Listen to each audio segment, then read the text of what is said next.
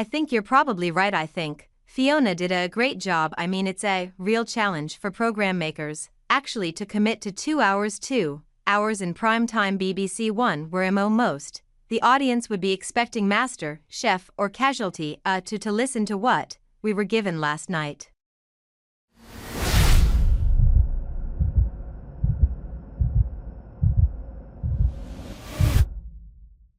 What did you learn from last night, Katie, if anything?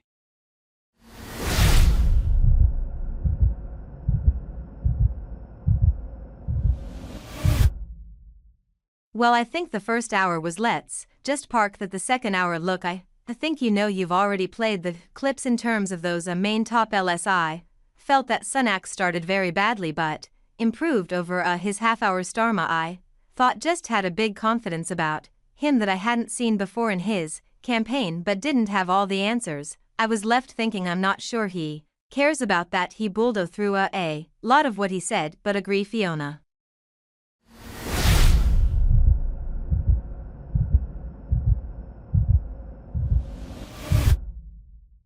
Fiona probably held the day. Going back to question time, it's a big brand. We've seen so many of these interviews. You and your program on your network have had many yourself, but to see 2 hours in prime time, question time, I think it's a big thing. For the leaders, they can't drop the ball on those types of programs, and I think they both struggled to an extent.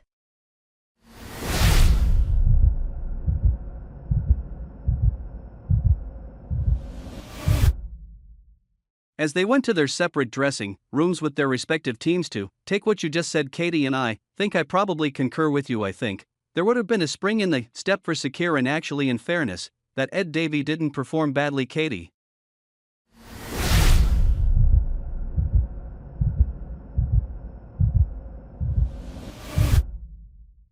Yeah, no, exactly. Look, Ed got through it. He's actually had, I think, a really good campaign, the Lib Dems, and I can completely see why falling off any kind of vehicle into any kind of water has worked for him, because he's just done, it's raised his profile together with that care video, which was incredibly good. I think he's had a really good campaign. The figures and the polls show that he may well come out much better than perhaps he start.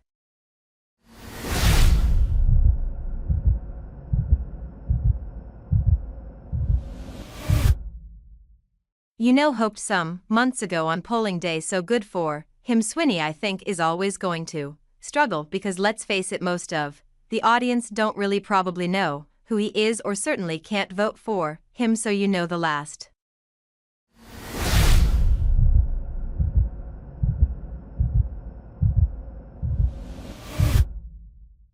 It's an extraordinary quirk of British TV regulation, isn't it, that gentleman is there when you think about it? Well, it is, and a little bit behind the scenes there. When I was negotiating these programs in 2019, one of the things all the parties will be doing is screaming for prime time, and as the broadcasters want their head-to-head, as in the two main leaders, and this is a way for the BBC to satisfy the two. And by the way, don't think for a moment that Farage hasn't been screaming himself from behind the scenes to try and get on it.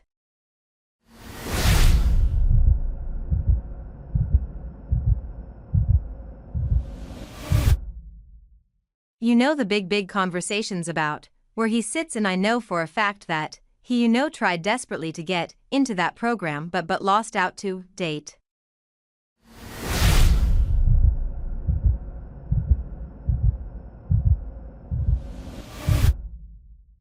I'm sure he did, Katie. Always good speaking with you. KDS was editor of Politics for the BBC, now consultant with Coulson Partners. 13 after 7. Let's turn to Jack Doyle now. Jack was Downing Street Director of Communications under Boris Johnson. He's now with Headland Consultant. Why? And I want to put to you the assertion from Sakir last night of a Canuck, which indeed is the splash page one of the Daily Mail. Corbyn would have been a better PM than Boris. Jack Doyle, morning.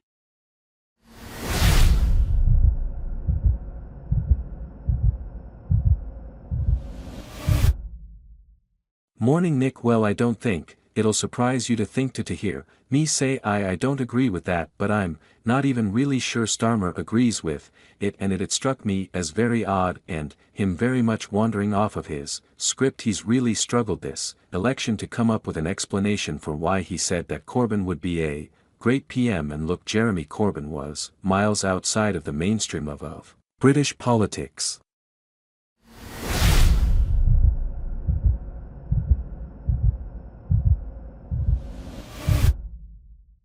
And I think the anti-Semitism stuff is too easily forgotten, and Starm spent a lot of time distancing himself from Corbino, so to say something like that it struck me as a blunder and quite revealing.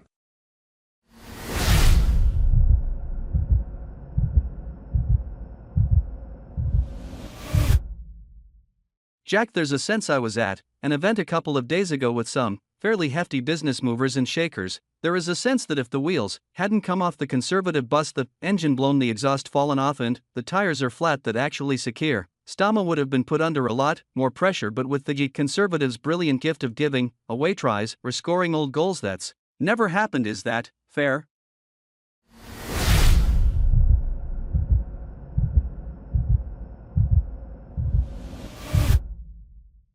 Yes, I think it is to a degree. I mean, there's a little while left to go, Nick. I think we still have time for the media to give him a bit more of a hard time and to focus a bit more on politics. I mean, the most revealing thing that's come out this week was that the answer to your question about what constitutes normal working people, but I think that's true. I think people haven't really got hold of Starmer and really shaking him hard enough.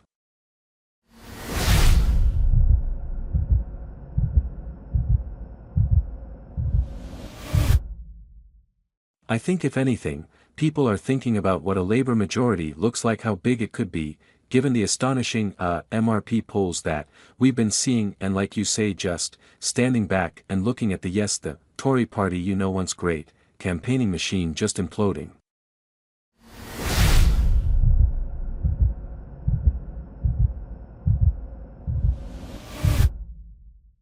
Final question I'm going to ask my listeners: if they still held the Conservatives any esteem, how much damage would this possible betting scandal do? What am I going to hear, Jack? How damaging is it?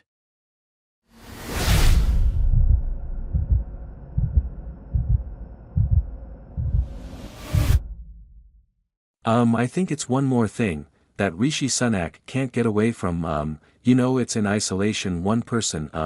It's a frustration, but I think coming on top of everything else that's happened, it just feels like he can't get a break and he can't get a word in edgeways. So yeah, I think it's bad, and it's dominating the news. That's the real problem for him.